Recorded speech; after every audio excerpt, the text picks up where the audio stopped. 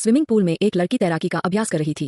अचानक पानी में एक हल्की लाल रंग की लहर फैल गई, लेकिन लड़की को इसका जरा भी एहसास नहीं हुआ और वह तैरने में मस्त रही। पास खड़े लोगों ने जब यह देखा तो वे हैरान रह गए और जल्दी से पूल से बाहर निकलने लगे। लड़की ने जब देखा कि सब उसे अजीब नजरों से घूर रहे हैं तो वह भी परेशान हो गई। जब उसने नीचे देखा तो समझ आया कि उसकी माहवारी शुरू हो गई है, लेकिन उसे हैरानी इस बात की थी कि वह तो पहले से ही गर्भवती थी, फिर अचानक माहवारी कैसे आ सकती है। बिना समय गवाए वह बाथरूम गई और खुद को साफ किया। फिर अपने प्रेमी के साथ घबराते हुए अस्पताल पहुंची। डॉक्टर ने जांच करने के बाद उसे आश्वासन दिया कि बच्चा पूरी तरह स्वस्थ है। पर लड़की को अब भी अजीब लग रहा था, क्योंकि उसका पेट असामान्य रूप से बड़ा हो रहा था और उस पर नीली नसें उभर आई थीं। वह समझ गई कि डॉक्टर उससे कुछ छिपा रहा है।